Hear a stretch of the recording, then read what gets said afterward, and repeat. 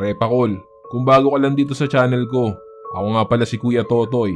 Nagbabasa ako ng mga horror stories at mga dark histories dito sa aking channel. Kung gusto mo ng mga ganong content, don't forget to subscribe at i-click mo na ang notification bell para updated ka every time na mag-a-upload ako. Simulan na natin ang kwentuhan ngayong araw. Bahay na pula. Rape. Pagpaslang. Multo. Madilim na kasaysayan. Ilan lang ito sa mga bagay at kwento na naiuugnay sa Bahay na Pula. Samahan niyo akong tuklasin ang historya ng lugar na ito.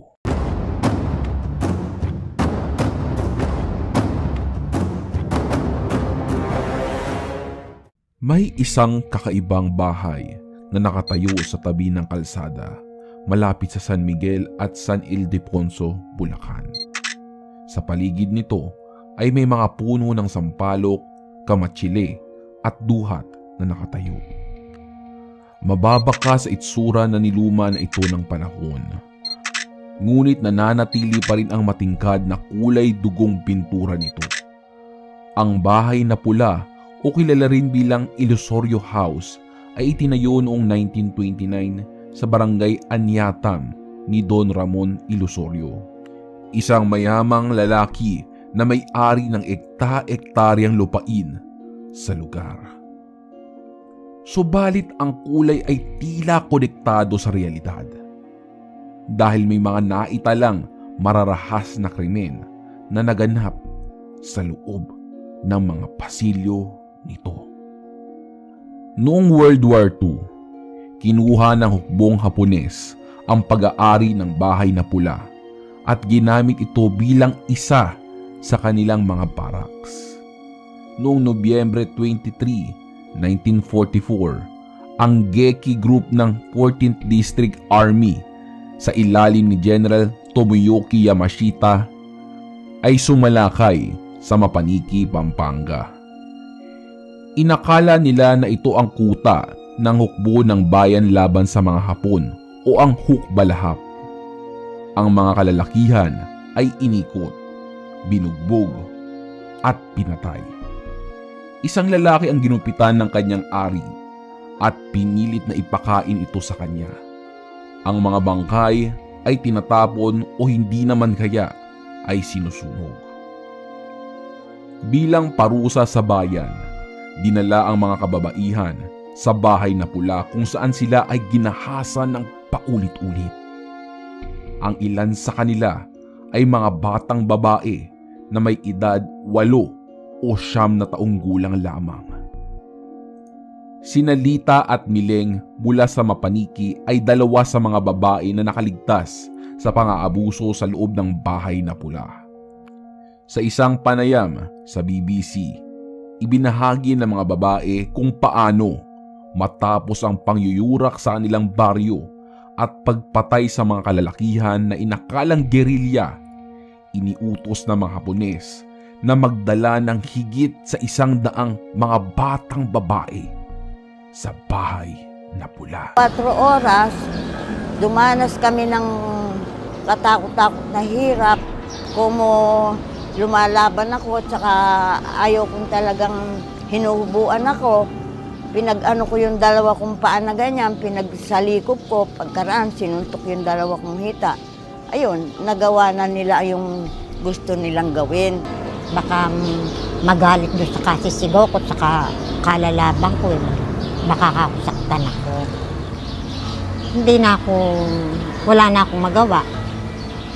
Nagawa niya yung gusto niyang gawin sa akin. Inabuso ang magkapatid na ito ng gabing iyon. Maswerte silang pinalaya ng mga Hapon kinabukasan. Ngunit marami ang hindi gaanong sinwerte. Ang mga batang babae na nagtangkang lumaban ay sinaksak ng bayoneta. Ang mga nanay at batang babae mula sa Bulacan at Pampanga ay pinilit na manirahan sa bahay bilang comfort women o full-time slaves. Ayon sa ulat ng BBC, humigit kumulang 200,000 na mga kababaihan ang ikinulong at libo-libo ang ginahasa noong World War II. Sa Bahay na Pula, naaalala ng mga nakaligtas ang pang-aabuso sa loob at labas ng bahay. May mga mag-ina ang walang awa na ginahasa sa parehong silid. Isa sa mga nakakakilabot na kwento ng ilan sa mga nabuhay ay sinabi ng isang magandang babae na di umano paborito ng maraming sundalo ay ginahasa ng 20 hanggang 30 beses sa isang araw. Nang subukan niyang tumakas, nahuli siya sa banyo at binugbog ulit ng mga sundalo bago siya lunurin sa bathtub. Hindi ko sinasabi sa mga anak ko. Kahit nasa asawa ko, hindi ko sinabi kasi nahihiya ako. Parang masakit sa dibdib ko. Parang mabigat, nararamdam mo, parang mabigat. Tapos kahit na minsan pag natutulog ka, dumating ang isang hapon, bigla niya akong inakap at tapos ginahasa ako. Pagkatapos na may sunod pa at hindi ko na maano kung ilan. Kaya ako inabot ako na 3 linggo sa garrison, gano'n ang gano'n pag may dumating. Pagkatapos niyan, iiyak na lang ako, tinatakpan ko na lang yung mata ko. Sabi ni Estelita sa BBC. Kinailangan ni Estelita na lumipat sa ibang bayan matapos ang digmaan para makalimot sa lahat ng masasakit na alaala. Iniisip rin ng mga kababaihang nakaranas ng parehong kapalaran na hindi na nila maaaring pakasalan ang mga lalaki sa kanilang baryo na nakakaalam ng nangyari sa kanila. Kailangan nilang lumipat at ilipat ang kanilang pamilya sa halip na mabuhay sa kahihiyan. Karamihan sa kanila ay napagdesisyonan na hindi na mag-asawa. Ang nag-ugnay sa mga nakaligtas ay ang kanilang pakikipaglaban para sa katarungan. Bumuo sila ng grupo na tinatawag na Malaya Lola upang humiling ng kompensasyon para sa mga nangyari sa kanila. Gayunpaman, dahil karamihan sa kanila ay matanda, natatakot silang hindi na nila makamtan ang katarungan na hinahanap nila sa kanilang buhay. Sa kabila ng mga pagsubok na ito, nagpatuloy ang mga kababaihan. Noong November 2016, ilang grupo ng karapatang pangtao, kabilang ang Bertas Impact Opportunity Fund and European Center for Constitutional and Human Rights at ang Center for International Law, Manila, ay naglakbay patungo sa Geneva upang humingi ng suporta sa United Nations para sa grupo. Ang kanilang madilim na nakaraan at ang patuloy na pakikipaglaban para sa katarungan ay dokumentado ng local at international media outlets. At kamakailan lang ay isinapelikula ang kanilang buhay.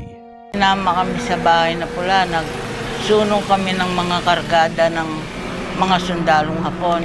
Uy, sino? Sino? Tumatangon, hindi sasalita. Kasaysayan ng aming baryo kay Saklap. Kala namin tatatayin na kami. Patay na yan, patay na yan, patay na yan, patay na yan, patay na yan. Kaya alis pa nga patay eh. Habang patuloy ang pakikipaglaban ng mga survivors, kasalukuyan namang kinakaharap ng Bahay na Pula ang sarili nitong laban. Pagkatapos ng ilang dekadang pagpapabaya at pagtatalo ng pamilya at patungkol sa pag-aari ng lupa at bahay, ang Bahay na Pula ay unti-unti nang nasisira. Ang kasaysayan ng bahay ay hindi nakatulong sa reputasyon nito. Pinaniniwalaan ng mga lokal na ito ay may pinamumugaran ng mga espiritu. Bagamat ito ay tinanggi ng mga taga-alaga, mayroon rin talaga mga kwentong kababalaghan na nakabalot sa lugar na ito. Patuloy ang mga haka-haka sa mga multo na bigla na lamang lumilitaw sa mga bintana at veranda. May ilan ring nagtangka na pakinggan ang daing ng mga tulong ng mga kaluluwang hindi matahimik. Sinasabing patuloy pa rin ang mga tao mula sa kalapit na mga baryo sa paghuhukay ng mga bungo sa lugar. Sa kanilang hindi tiyak na kapalaran, parehong hinaharap ng mga survivors at ng bahay ang banta ng pagkalimot. At yon mismo ang mas nakakakilabot isipin.